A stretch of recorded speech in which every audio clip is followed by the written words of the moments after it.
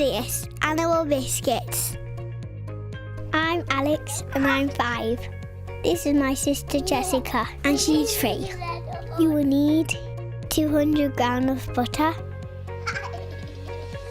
Mix some butter, but get a grown-up to help you. 100 grams of caster sugar. 1 egg. Add the egg. Half a spoon of vanilla extract. Then add 400 grams of plain flour. Mix it all up.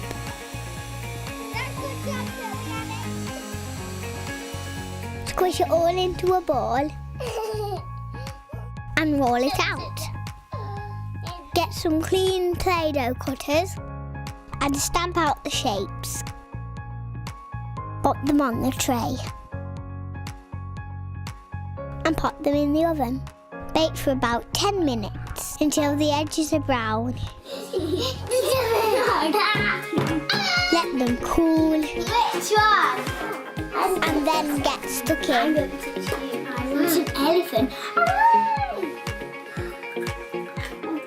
Animal biscuits. Done. They're yummy.